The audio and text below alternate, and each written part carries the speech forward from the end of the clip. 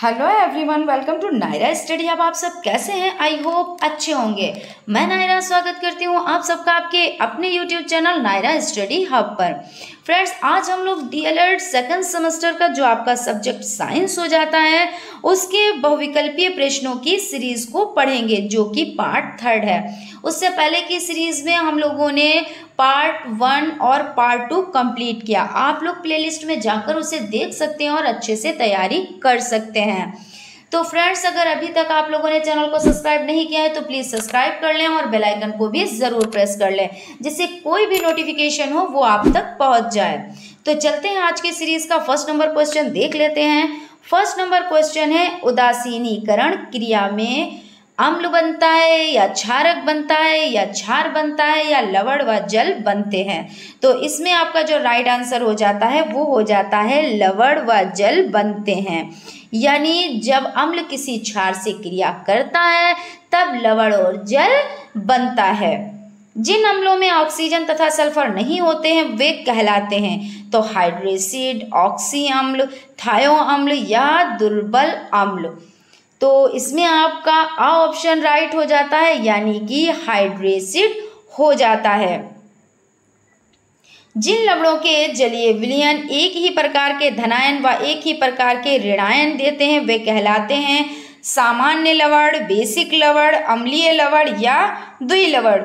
तो इसमें आपका जो आ ऑप्शन है वो राइट हो जाता है, यानी कि सामान्य लवण राइट हो जाता है। क्वेश्चन की तरफ चलते हैं। क्वेश्चन है, वायु प्रदूषण के कारण है कूड़े का जलना, आग का लगना, मोटर वाहनों का धुआं या ये सभी। तो इसमें आपका द ऑप्शन यानी कि ये सभी हो जाते हैं। क्वेश्चन है, वायु प्रदूषण के कारण यानी कूड़े का जलना भी, इससे भी वायु प्रदूषण हो जाता है, आग का लगना इससे भी हो जाता है और मोटर वाहनों के धुएं से भी हो जाता है, यानी द ऑप्शन ये सभी राइट हो जाते हैं। निम्नलिखित में से कौन सी मानवकृत आपदा नहीं है? इसमें क्या करें, जो नहीं है वही सही है। अग्निकांड, बम विस्फोट, रेल दुर्घटना, भूकंप। तो देखिए, अग्निकांड, बम विस्फोट और रेल दुर्घटना ये सब क्या है, मानवकृत आपदा है। लेकिन जो भूकंप हो जाता है वो मानवकृत आपदा नहीं है, यानी कि द ऑप्शन आपका राइट हो जाता है। आपदा प्रबंधन विधेयक संसद में कब प्रस्तुत हुआ? तो सन 2002 ईस्वी में, सन 2003 ईस्वी में, सन 2004 ईस्वी में या सन 2005 ईस्वी में। तो आपका देखिए जो द ऑप्शन है यानी कि सन 2005 ईस्वी में, यही आपका राइट आंसर हो जाता है। लेकिन देखिए, आपदा प्रबंधन यानी जो आपदा प्रबंध तो वो 2005 में प्रस्तुत हुआ, लेकिन 2006 में लागू हुआ। ये चीज़ आप लोग याद रखिएगा कि लागू की अगर बात की जाए तो 2006 और प्रस्तुत हुआ तो 2005। जनसंख्या विस्फोट का कारण है अनियंत्रित जनसंख्या वृद्धि या नियंत्रित जनसंख्या वृद्धि या अनियंत्रित जन्म दर या अनियंत्रित जन्म दर एवं जनसंख्या वृद्धि। तो आपका जो राइट आंसर हो जाता है वो आपका द ऑप्शन हो जाता है, यानी अनियंत्रित जन्म दर एवं जनसंख्या वृद्धि हो जाता है। सुनामी का निर्माण होता है तो पृथ्वी पर प्लेट खिसकने से, चट्टानों के टूटने से, वैश्विक ऊष्मा से या पृथ्वी के नीचे खिंचाव और भिंचाव की हलचल से।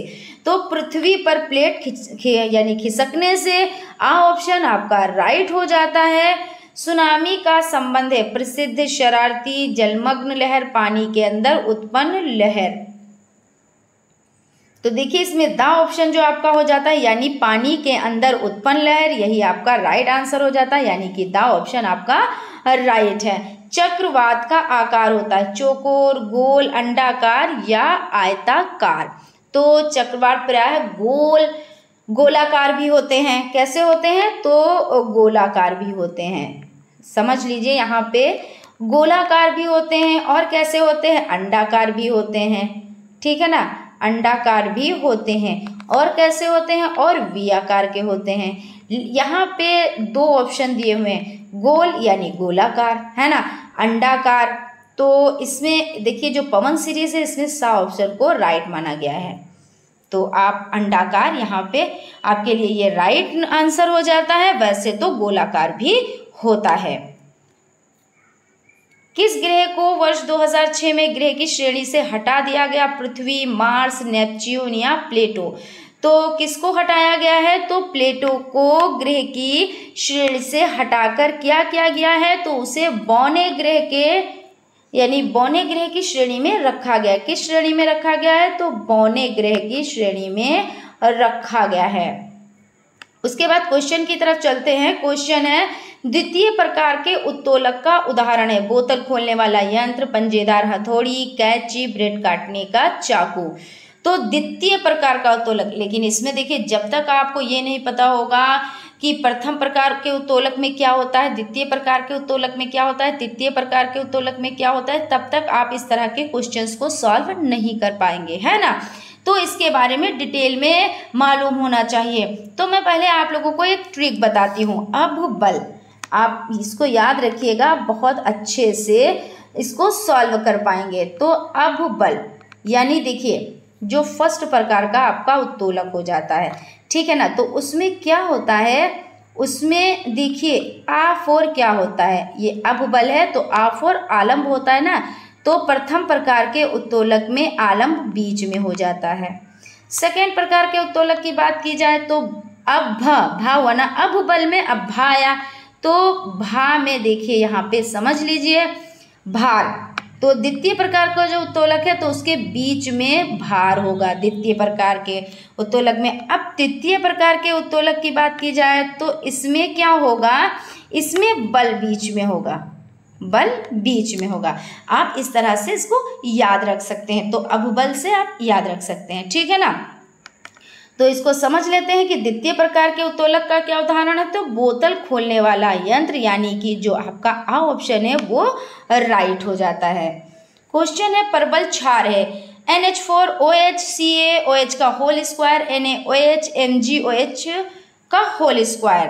तो NaOH यानी कि सा ऑप्शन आपका राइट हो जाता है।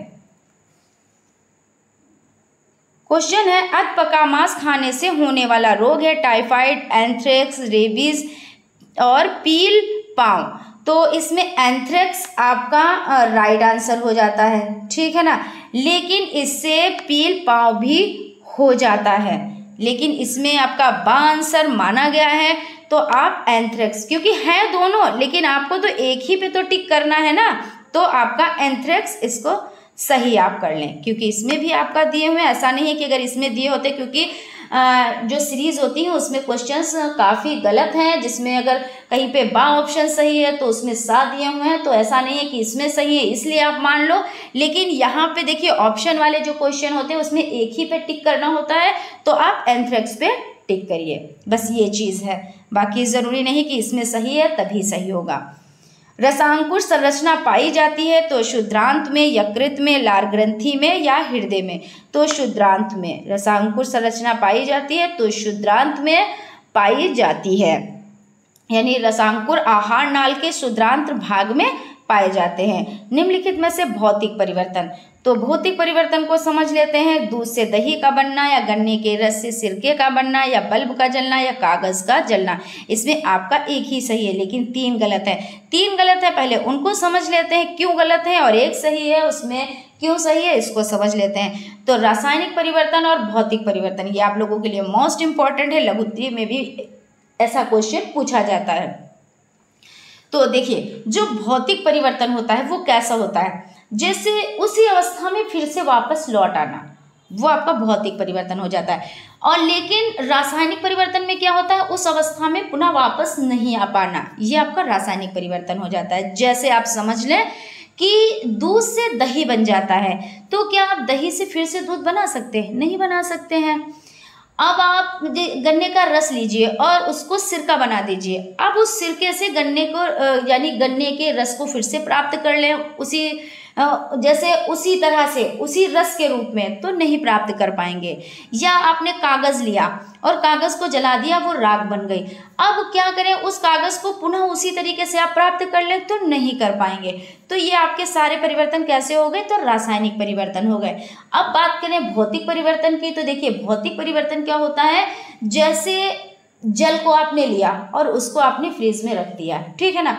अब देखिए वो बर्फ बन गया, लेकिन उसको आपने निकाला, थोड़ी देर के बाद उसको ऐसे छोड़ दिया, तो क्या होता है, वो फिर से पानी में परिवर्तित हो जाता है, यानी पानी था वो पानी में ही बदल गया।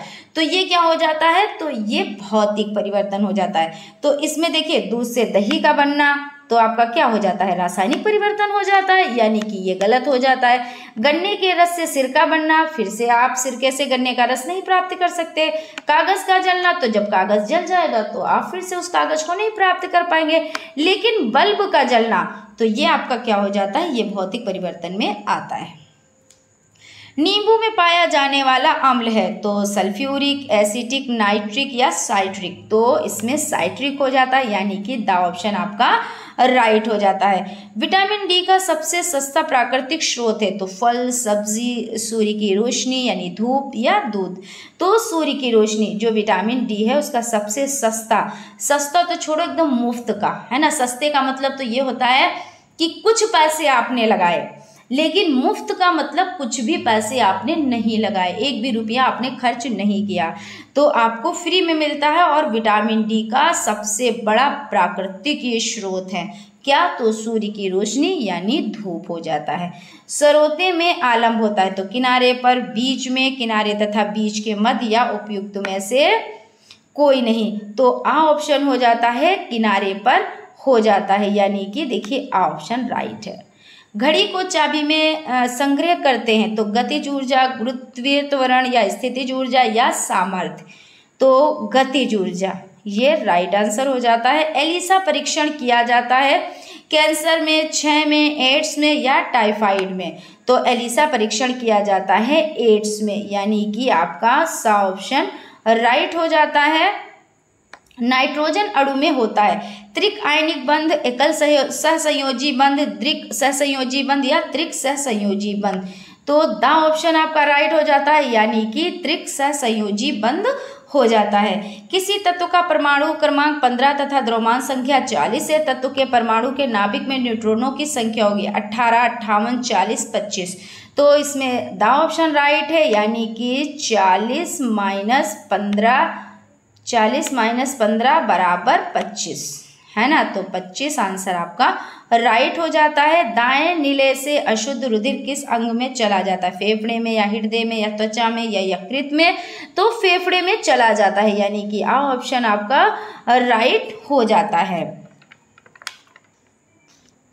दाएं नीले के संकुचित होने पर इसका अशुद्ध रक्त फुफ्फुस धमनी द्वारा शुद्ध होने के लिए फेफड़ों में चला जाता है। पेट्रोल में होता है यांत्रिक ऊर्जा, विद्युत ऊर्जा, ध्वनि ऊर्जा, रासायनिक ऊर्जा, तो इसमें रासायनिक ऊर्जा है, यानी कि आपका द ऑप्शन राइट हो जाता है। निम्नलिखित में से चूना पत्थर का रासायनिक सूत्र है Na2CO3 CaOH का होल स्क्वायर CaOCaCO3, तो ये द ऑप्शन यानी कि CaCO3 राइट आंसर हो जाता है।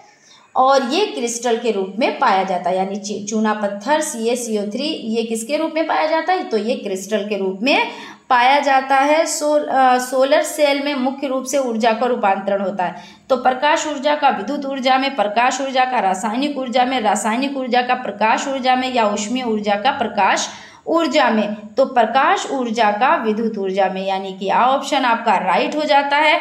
पेलेग्रा रोग निम्नलिखित में से किस विटामिन की कमी से होता है, तो vitamin A, vitamin B, vitamin C या विटामिन डी, तो इसमें जो आपका राइट आंसर है वो बा ऑप्शन हो जाता है, यानी कि विटामिन बी हो जाता है। पेलेग्रा एक प्रकार का रोग है जो नियासिन के निम्न स्तर के वजह से होता है, जिसे विटामिन B3 के रूप में जाना जाता है। किसके रूप में जाना जाता है, तो विटामिन B3 के रूप में जाना जाता है। जड़ों द्वारा वर्धी प्रजनन होता है, तो आलू में, शकरकंद में, अदरक में या गन्ना में, तो शकरकंद इसका राइट आंसर हो जाएगा, यानी बा ऑप्शन।